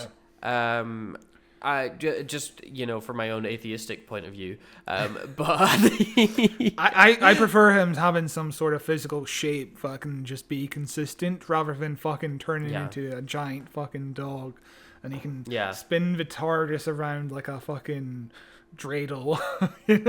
I also don't mind him thinking he's a god, because Yeah. people treat him like a god and he has these extra cool powers and stuff, but he's still not quite a god, like he is just an alien with cool powers, know, like the- Superman. It's yeah, like, the- it's like Superman. The fucking Everywhere. Doctor usually has a god complex about him as well. Apart from this current season where, the Doctor is kind of flawless, there's no conflict. The Doctor is just Yeah. a flawless man. There's no He is. god Yeah. complex to him in the Gets last everything season. right. Yeah, gets everything right, has no ego, is emotionally open and vulnerable. Yeah. But yeah, it would have been a more interesting route to take. Oh, the Doctor has a god complex. Sutekh has a god complex. How do these two people clash, essentially? Yeah. But Yeah. never mind. No, never mind. He's just a big dog. The Doctor opens up the sarcophagus with the it's the vortex, because he says it's a time-space tunnel, so it's the vortex. And he throws a bomb into it. I think it's, but I don't know. He puts something into it, and it causes this big eruption, doesn't it? He it's a TARDIS key. It's a fucking Right. TARDIS key. So, which is kind of dumb to just throw. Yeah, why would you do that? Anyway, it Yeah. leads to some fun-ish like acting and some very cool effects, with like some very 70s effects, with Tom Baker being like, oh, as all these like lights are like, there's like CG lights are behind him, and it's very goofy looking, but it's the type of goofy I really like in classic Who. I always like classic Doctor Who when it's sometimes overly campy and just kind of insane, but this is kind of too dry for my liking in terms of classic Doctor Who. But now we've got our favorite character of the entire series. This is the best character who's ever been introduced in classic Doctor Who, the Poacher. Oh, yeah? Played by George Tovey. Played by George Tovey, who is Roberta Tovey's dad, who played Susan in the Peter Cushing films. So this is her dad, which is kind of cool that he got to be in Doctor Who. That's cool. And apparently this is a direct link to the Hammer Mummy movies, as there's also a poacher who runs into a mummy. So they're just copying the Mummy movie, which is apparently quite a lot of what this era of Doctor Who is. Just, let's just copy Frankenstein. That's the brain of Morbius. Just copy Frankenstein. Let's copy the Mummy movies. Look, man, this is season 13. True. In New Who, are we on season I know we're on season 1. Are we on season 14 now? Yeah, this is season 14. Yeah. Yeah. So and season 13 was Flux. You've got to really come up with new ideas by the time you get to the 13th season. It gets hard, you know. Oh, this episode is like episode 450 or something. That's a lot. Yeah. Yeah. That's insane lot to make. And it's only the fourth. It's only the fourth Doctor. Yes. Insane. But yeah, the poacher is walking through the woods. He finds a rabbit that he killed, and then he finds a mummy trapped in a bear trap. And it goes on for ages. It's really bad. It's really dull. But he decides to run away for a bit. But it's not the last we'll see of that character. We'll come back to him briefly. Can't wait. But before then, we cut away to the Doctor, who is lying injured in the organ room as Sarah Jane and the Scarman brother are like, oh, we've got to pick this guy up. Hey, there's a hiding place over here I discovered when I was a kid. Let's go shove the Doctor in there. Isn't that exciting? They're hiding still. Yes, this is a priest hole, which is I guess at one point priests were kind of illegal. So whenever look, there's it's really beneficial to have a little cupboard that the priest hides in when he's around visiting. Yeah, of course, this was a period when Catholics were persecuted by law, so whenever a police came round, they would hide the priests by shoving them into the hole. Whilst he was shoveling himself into a different hole. Is that how far you're going to take this? Hey, I'm just saying that the Catholic Church is pretty disgusting and covered up on centuries of abuse. Yes, yeah, maybe they should have been persecuted by law for much longer, you know? Good Lord. But Priest Man, not Priest, but sorry. You got me thinking about priests. The Poacher Man is walking through the woods, having run away, and then he suddenly falls over because he walks into an invisible force field thing. They changed the effect in the remaster so that it does like a weird wobble with the light, and it looks really good. It demonstrates that there's like a force field or something there, rather than him just going, doing, whoa, there's a force field in front of me right now, Scott. Yes. So the effect they do in this episode in 1975 was by cutting parts of the film, so it makes it look like he's running into something abruptly, rather than just walking and then falling over, you know? It makes it look like he's walking into something. They originally wanted a sparking effect, but the effect just wouldn't work. And obviously, they updated the CGI. I think the CGI really works because it looks like it came from that era. So you're not distracted by something that looks like it came from 2024. It looks natural to how the rest of the episode was made, which is how updated special effects should work. Let's be honest. Yeah. Rather than, let's put in CGI Jabba the Hutt and have Han Solo artificially walk over his tail. But to be fair, before that scene wasn't there. You know, like that. To be was fair, a scene. before that scene, Like, they shot the scene with Greedo Yeah, to get with- over the fact that they couldn't get. But they shot a scene with Jabba the Hutt. Like, that was a scene, but that was on the cutting room floor because Jabba the Yes. Hutt was just a dude. He was just a guy. And by that time, they had already introduced Jabba the Hutt as a slug man. So you want to go back, reintroduce it? Like, okay, we can add this scene we had. I get why they did it. It is bad CGI. And fun fact, it's been a while since we covered this episode of Doctor Who, but the guy who originally played Jabba the Hutt is a Scottish actor who was in the Sea Devils. We discussed this when we covered the Sea Devils 3.5 years ago. Oh, my God. Was it that long? Really? I Jesus. feel like it. 2021? Was it?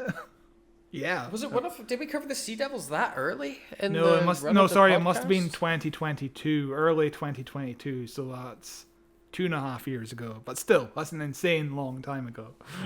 Yeah. But he's like, what the fuck was that? Anyway, he turns around. That guy's having a really weird day, but he's handling it extremely well. In the lodge with the man who got shot. He has a name that's really dumb. Warlock. I don't. Yeah, Warlock. Warlock. Memorable Warlock. characters. Yes.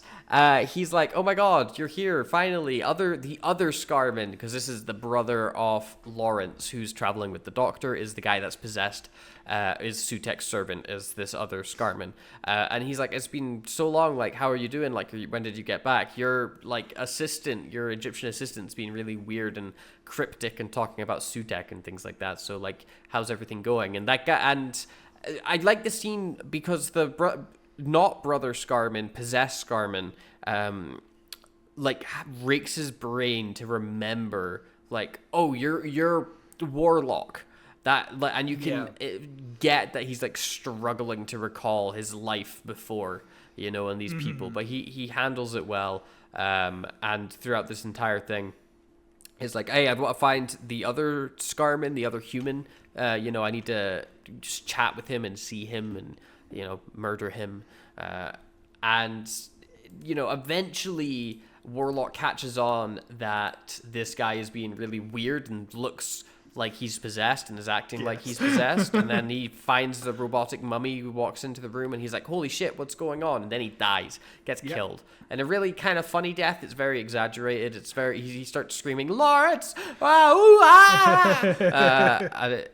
It's a top 10 death in Classic Who for me so far. Like, it's a pretty good, like, death. Okay. Like, most people, like, all the deaths we see in Classic Who, which is hundreds.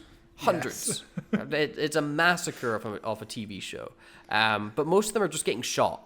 And they just go like, oh, death. Yeah. Like, very, very rarely is there a death like this, where it's screamy and shouty. Like, it reminds me of the death in... Have you ever seen the clip from Star Trek The Next Generation of the extra? He's sitting at the control desk on the bridge, and he starts getting, like, murdered or something, and the way he dies, this is only going to work for people watching the podcast, he goes... Okay, yeah. He does the picture of his the painting of his screen. Of this, yeah. That's what Matthew just did. Yeah, he does this super exaggerated death, and it's so funny. And most deaths aren't like that in Star Trek, so it really stands out. And this death reminds me of that. Like, There's a few classic Doctor Who deaths like that, but we haven't covered that yet. I think there's one in the Patrick Troughton era. Famously, it's like the only surviving footage of that episode because it had to be cut. Yeah, they eventually found the cut scene, and because it was just too gruesome, the guy screaming in a very similar way what he just did. But yeah, the whole possession thing is a way to get around the fact that they don't have enough budget to have convincing monsters, so let's have a human at the forefront, essentially, rather than Sutekh wandering around with his emotionless dog face, you know, or some emotion to the villain here. It's more believable because it's just a guy, essentially. yeah, no, I get that. I 100% get that. I'm trying to find the Star Trek scene, but I'll try to find a Doctor Who scene.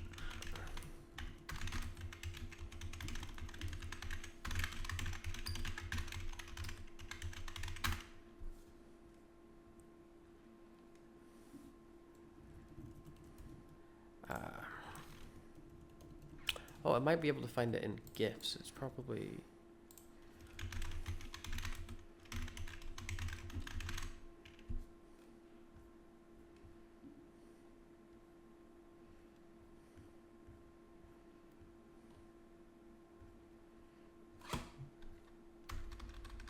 No, I can't find it. I can't remember what episode it came from. I found the Star Trek one.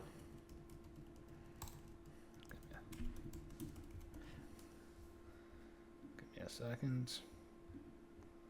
It's not moving. Oh, here it is. It's just a GIF. The whole scene is funnier, but... Okay, yeah. like... That's exaggerated, yeah. Yeah. Anyway, this scene continues in Doctor Who with the poacher being like murdering swine, and then he loads up his shotgun to chase after the giant robot mummies and the possessed guy. I like, you just watch this guy be like smoke killed by a giant robot mummy, and you're like, I got a fucking gun. This is gonna do it. No bother. You know. Oh no, that's a common fucking trope in Doctor Who. And we just covered Torchwood, where we thought, oh yeah, there's a bulletproof glass here between me and the monster. Let's try to shoot the glass over and over again. Which, yeah, that's a classic trope for sure. Let's kill something that looks very invincible. I'm sure bullets will handle it. This kind of ungodly, this kind of invincible creature that I've never seen before. Let's shoot at it. Let's shoot at all the Daleks. Let's shoot at the Daleks. We look like we're things in tanks. It's like a robot in a tank. Let's shoot at them anyway. I'm sure it will work. Maybe we just keep shooting. Maybe the first few bullets didn't work, but the next one will. But we go to the Doctor, who starts to wake up from having been knocked out, and he's like, where are we? He gets told, you're in a priest hole, which he's like, in a Victorian Gothic? That's impossible. This is nonsense. There's no way they would build something like this in a house of this style. Doesn't fit the era, which is a fun little Doctor bit. Some time travel shenanigans and some pedantic stuff. You'll notice hardly anything has happened at this point of the episode. Just they discovered a little bit of information, and then they decided to hide a bit more. That's essentially what happens here, which, if you're watching this week by week, I'm sure you wouldn't really notice it too badly, because there's an exciting kill, essentially, but watching it in a bingeable format is really difficult. Yeah, they even in this scene with the Doctor waking up, they don't really talk about anything. They continue to tell us about Sutekh and how he's a big bad guy and he's very scary and he was a god and stuff. They do talk about reversing the polarization. That's fun. That's a Doctor Who sounding thing. I guess, yeah. Reversing the polarity, I guess. It's close enough. But this episode really suffers from filler, which is like all the middle Doctor Who. It's like episodes. It's like every part 2, part 3 of Classic Who is like this is just filler, and sometimes it works really well because they decide to pivot and do like a character thing or have a long conversation or something like that. But quite frequently in this story, they resort to walking and silence, or which is just my least favorite trope in Classic Who. It makes it so hard to watch, where you just get bored. Could you imagine if you had to time travel back to 1975 for some reason? Every fucking television show was like this on British television at the time. I would make so much money, because I would write something formatted in the way of modern television and blow everyone's minds and be like, oh my god, you revolutionized TV. I would fucking write Star Wars. That's what I would do if I was in the early 70s. Yeah, you've just gotta use your knowledge to and I don't know what the winning lottery numbers were, so I've got to do it a harder way. You know, I've been thinking about this idea for a long time, and then suddenly, oh fuck, Yesterday came out, and it's essentially the same plot. Fuck you. Yeah. And Yesterday was a shit movie. Oh my god. Haven't seen it, probably never will. It's not good. But yeah, I would definitely write Star Wars if I could time travel. You know, I'd make it like a Dune style. You know, I would make it a book. You know, first, Oh, interesting. and then publish the rights. You know, get George Lucas to actually make it. You know, or something like that. I would exclusively make it a 6-part story on Doctor Who. Yeah, it's like the opening scene, but it's an entire episode of the scene. Yeah. Or is that battle? Yeah. And Lots of scenes of walking around like sandy desert dunes on Tatooine. Except it had to be a Doctor Who budget, so we're walking Just a around a beach. quarry. Yeah. Just C-3PO and R2-D2 walking around in the quarry, and R2-D2 just keeps falling over. He's wobbling around all the time. It's really hard to keep him like up and moving far, so we just focus on C-3PO a lot of the time. So the episode continues on with Possessed Man coming in saying, "Hey, there's people here. There's humans around this place. Go and look for them." To which basically spurs on the rest of this episode of looking for the people, which is how this episode started. It's a lot of, oh, I'm being chased. I'm going to pause. Oh, I'm still being chased. I'm going to pause for a bit. Oh, I'm still being chased. I'm going to pause for a bit. The entire episode. It's a really big game of hide and seek at this manner. It is. As you said off camera, it's just a battle royale game at this point. Yeah. You know? Yeah. That's just, boring. But they go. Possessed Man goes to look in the cupboard where the Doctor is hiding, but he gets shot by the poacher through the window, and this leads to a pretty cool effect where he kind of reverses time to undo the bullet coming out of him, and walks back up to the window to see the poacher running away, and he's like, "Hey, go get that guy," as we then watch him run over the hills as the two giant mummies slowly stumble their way over. And I really don't like these mummies at all. I fucking hate them. They slow down the episode. I don't find their design intimidating. I find it goofy. And it's dumb and it's really slow.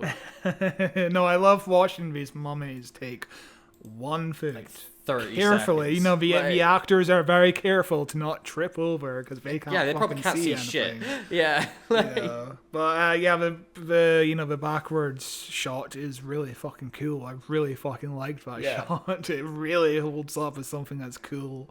Of course, this was kind of new technology at the time. The machine they basically used for this was used for sports, really. Let's rewind the tape to look at this footage. And they had to basically rent the equipment. Nowadays, you could just fucking hit rewind. Yeah, you just pop one button onto your laptop. It's kind of amazing how far technology has come in almost 50 years. It's insane. We can do that right now with this podcast footage. Just reverse it backwards. But that sounds like a lot of effort for you. I'm not going to do it. But just imagine that it's done. That's pretty cool. Yes.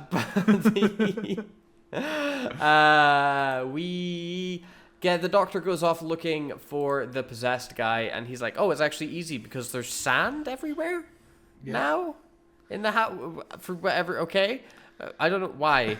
Where did the sand come from? Yeah. Why is there sand everywhere? I guess sand came from the Scarman brother because he was fucking just in Egypt like half an hour ago. In the story, sand is coarse, rough, irritating. It gets everywhere. And of course, you just leave a trail of sand. So yeah. Go to Egypt once, you will leave a trail of sand around you everywhere you go. Oh but god, they, just imagine being cursed of leaving sand everywhere in your flat, in your house. Just you sit down and watch a movie. 2 hours later, just a pile of sand you have to clean up. yeah, sounds like a terrible time. Sounds like a terrible time. Yes. Or a really fun time on on a sunny day. Just make your own beach. But they, the doctor and that follow them until they find some the mummies and stuff taking out a bunch of doohickeys, a bunch of big doohickeys and doodads out of some boxes. There's a resonating tuner from an anti-gravity drive. I think Tom Baker flubbed his line here. He meant to say anti-mavity drive, but I don't know what gravity is, but oh well. Did the doctor not fix that? Did he not No. go back and fix No. Mavity? I feel like he did. Not like eventually, like I know they correct it, like they say Mavity in several episodes, but I'm pretty sure after that there's a point where the doctor says he went back and fixed it. I don't know. Dude, I really don't care enough to revisit season 1 or think about it too much right now. Needing Sorry. some space from Some from time on that. space. Haha. Yeah, ha ha ha ha. Yeah, I've been watching New Who again, Matt Smith's era, and it's very refreshing to have Doctor Who that's good on TV. I really need to go back to the Matt Smith era, the Moffat era especially, because I remember being way too harsh about it at the time, and now we've gone through Chibnall's era, which is worse. RTD2's era, which is R2D2's era. yeah, which is baffling. Maybe I need to go back to Moffat, especially since that Twitter account. I don't know the name of it, JJ, something like that. Yeah. They've been going through all the Matt Smith episodes and they've been having a wonderful time. It's been wholesome content on Twitter. Just watching that Twitter account really enjoy themselves with Matt Smith's era. I'm happy for them. Yeah, no, it's a good era of Doctor Who for sure. But we find out in this that the mummies are building a rocket to do something for Sutekh to help him escape his trap, because he's still stuck in the pyramid way back because of what Horus did to him. Blah blah blah. We get a bunch of walking around, and eventually. Because, of course, we have to fucking hide again because the mummies and the possessed man come into the room. As I said, it's a lot of, we've discovered this piece of information. Now we've got to hide again. Yeah, it really is. And they hide in the TARDIS this time, which is Brother Scarman's first time in the TARDIS. Yeah. So, of course, he's baffled that it's bigger on the inside. He has his fun moment where he's like, oh, my goodness. And then he starts doing squats as Sarah Jane is like, well, if we're in the TARDIS, why don't we just fuck off? Because if we just fuck off, I'm from the future. I know everything's okay. The Doctor's like, oh, really? And he shows her 1980 and it's a desolate wasteland, which is, of course, something that Russell T. Davies would bring back in the Maestro episode in Series 1. Yes. Which is a really good bit of foreshadowing of tying in something that happened in Pyramids of Mars to an episode not related to Sutekh or Pyramids of Mars, when that's the big twist reveal. That's really clever. That's really good. I think they handle it well in both episodes. I think it's done well. I think it's really funny in this episode because you've got the brother Scarman also there with Sarah Jane, like, oh, wow. Look at that out there. he is really just a third wheel in this scene. He just, it's a really important scene for both the Doctor and Sarah Jane. He's just along he's for just the there. ride. He's just having a just grand like, time. oh wow, look at that out there, the future. Wow. And originally in the script, there was going to be an establishing shot of the TARDIS actually landing on this hellscape. But Paddy Russell, the director, thought, no, we as an audience, we would want to learn this information at the same time as Sarah Jane. We need to be surprised by the revelation that it is a hellscape outside, Like, Mm-hmm. just having an establishing shot would fucking ruin it. Yeah. Yeah, I think it works really well in the episode, and the reveal is really fun as well, of opening up to just that like storm brewing on the outside. So Maestro, I guess, has the same power level as Sutekh. Yeah, because she is a... she's a god as well, yeah. They are a god, yeah. But like, it's like they're like a minor. They're like the child of Sutekh. Yeah, Weren't they? yeah, Or they because were they were they're the child somebody. of the toy maker, who is also the Yeah, god. that was it. Yeah. Which, again, I fucking hate how easy it is to defeat the fucking gods. You know, the toy maker gets fucking trapped by a game of catch. Oh, you missed. Maestro gets trapped by the fucking playing music. Random keys on the piano. Yeah. And then fucking Sutekh just gets shoved into the time vortex for a fucking second time.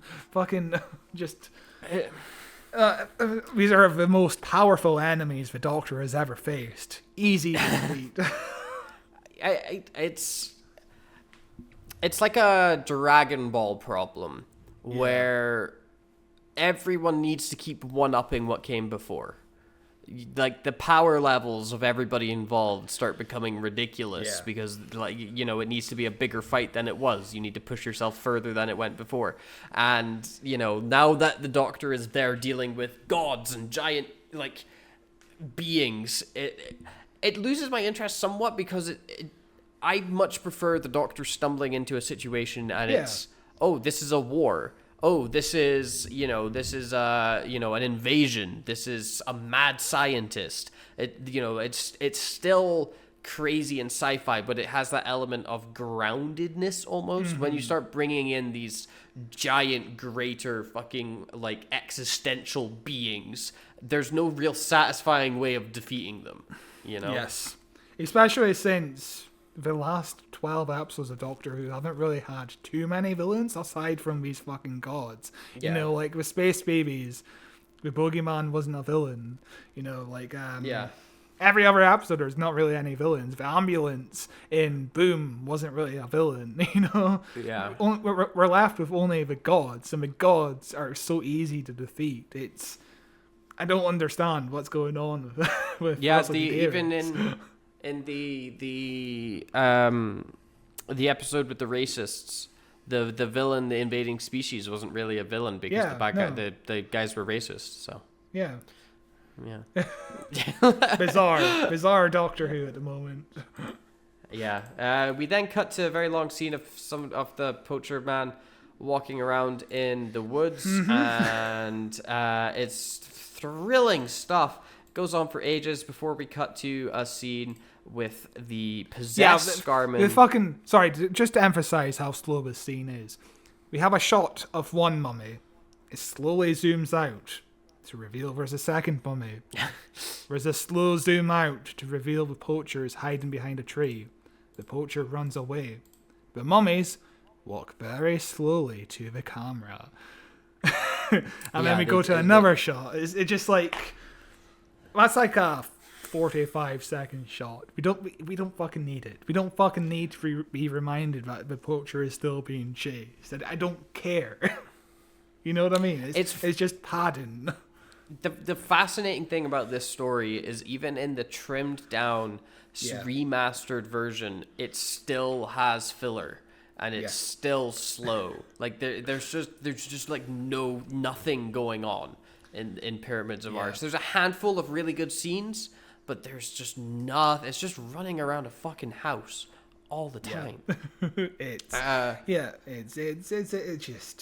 problem with most classic Who, which is a shame. I was just thinking about yesterday. Oh, the Caves of Androzani. That episode fucking did not stop. That fucking episode was paced very well. The final Fifth Doctor episode was fucking fantastic. Really well directed. It felt like a modern episode of Doctor Who almost. It's a shame most classic Who isn't like that. Yeah, it's... There's just a lot of classic Who, though, you know? I think its big problem is that there just had to be too much of it. But we cut to a scene with possessed Scarman talking to Sutekh, and he's basically like, hey, make sure that the plan works, okay? Don't let anything stop the plan. And then we cut to Sarah Jane, and the Doctor and Brother Scarman in the house they started the episode in, basically. They're back. They've just gone full fucking loop around.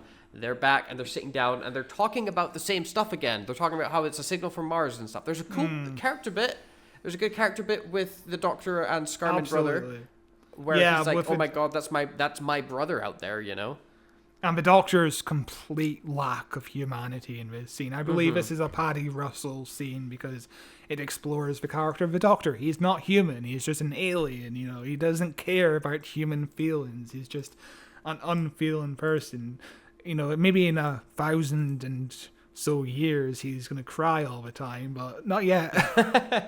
It's so hard to believe this is the same character. It's so weird. It's kind of the glory of Doctor Who. But yeah, I guess. Yeah. But how, like, on that note, how much more impactful would a scene be if Tom Baker did cry in it? You know? That'd be shocking. yeah, because like he never cries. He's very not human, and whereas you don't feel that when Shooty's Doctor cries. If anything, I'm going to feel really impacted when Shooty goes to a scene and doesn't cry. I'm like, oh my god, he's so brave. I don't mind Shooty crying as much as you do, but I feel like it would be interesting to explore the character. Oh, he's too emotional and he's letting his emotions get the better of him. Like he's putting himself, he's putting making his irrational into decisions risk. and stuff. But some flaws. Some flaws, please. I find it so distracting. And it is. There's something to be said with it, like, and there was some various Twitter threads and stuff about how it's a good thing actually that he's crying all the time, etc., etc., which I disagree with largely. I think it's not that it's not masculine or whatever the fuck. It is purely from a standpoint of emotional impact. If you want me to believe that a scene is overwhelming and sad, don't have every single scene be that, because it starts to become laughable. And I'm no longer like in there with the Doctor, like, oh my god, you're right. This is tragic. This is awful. This is terrible. I'm like, well, you're crying again. like nothing is going wrong right now, and you're crying again. And which. Like the scenes like where Shooty was with the racist, where he didn't cry in that scene. Like he was just like overwhelmed. Like what the like how where and that was impactful because that was like an emotion we didn't see from him before. And it was good. All of his scenes in Boom, where he's frozen in place, and there's some crying in that. There's some tension in that, but it's more subdued because he can't really move. It becomes more impactful. It's tense. But whenever he's like just sobbing openly all the time, I'm like, ugh. But as that it's fair. We'll see what the next season brings. Maybe. Yeah, I'm curious for season 2 for sure. Just please, some conflict. Like even in this episode of Doctor Who, there's some conflict between Sarah Jane and the Doctor. Yeah. With a whole going forward to 1980 thing. That's some conflict. There's no yelling. It's not a huge conflict, but still some conflict between the characters. Just please, next season, Russell, please. I would also just like characters. Yes. But you can tell nothing's happening in this episode we're covering because we're talking about a completely different era of Doctor Who. But we're right at the end of this where the Doctor is like, hey, the signal's coming from Mars. They're going to summon Sutekh to break the thing using the signals or whatever. And then the robots break into the house, knock out Brother Scarman, knock out the Doctor, who's been conscious for maybe 5 minutes this entire episode, and then go to strangle Sarah Jane. And that's our cliffhanger. He's almost as bad as William Hartnell got in this episode. Just the amount of time William Hartnell got knocked out, just so William Hartnell could just sit down for a while. But yeah, of course, the poacher gets a magnificent death here by being crushed by two mummies into their chests, which and then shot. Could you imagine the bliss? Heaven. But the and that's how this episode ends, with Sarah Jane being strangled. Yeah. And I wish I was being strangled instead. Yeah, But- every time a classic Doctor Who episode ends with a companion or the Doctor in mortal danger, it's just the worst cliffhanger. It's the most cliche cliffhanger, because of course we're going to make it out alive for the main character. There's no sense of tension whenever you do a cliffhanger like this. It's going to be resolved within 2 seconds of the next episode. Yeah. So stop. Yeah, it's I like the cheesiness of it. The cheesiness of it's kind of fun. But yeah, no, I do understand where you're coming from. But that is the end of part 2 and the end of this episode. We will be back covering parts 3 and 4 next week, where we conclude Pyramids of Mars. What are your thoughts on this at this halfway point, Scott? It's a story I can just switch on, I can just order some Chinese and just have a nice time watching it in the background without paying too much attention, It's a serviceable story. I don't really understand why it's considered to be one of the best, but I guess maybe there's more in parts 3 and 4 that we just haven't uncovered yet. Maybe there's some secret sauce in this story. Maybe. No. Maybe, but I remember the remaster and I didn't think that then. And watching the original cut, I think it even less. I am not enjoying this story really at all. But we will see what parts 3 and 4 bring. Maybe my tune will change next week when it all comes together. But until then, you can find us on YouTube, Who Watches Who, a Doctor Who podcast, where you can watch all our previous episodes in video form, or if you prefer, you can listen to those episodes. They're available in audio form anywhere you get podcasts. Amazon Music, Spotify, Google Podcasts, Apple Podcasts, everywhere there's an RSS feed, all the stuff. We are on Twitter X at Watches Doctor. I'm on Twitter at Cloth223. I have a gaming channel, Psychedelic Gaming Hobos. We've just started uploading a new series and new schedules and new formats of videos to pretty decent reception, so I'm looking forward to continuing that. We will see you next week. I don't think I've got anything else No, to that's plug in, so we will see you. We'll see you next week. Pyramids of Mars parts 3 and 4 next week. Bye bye.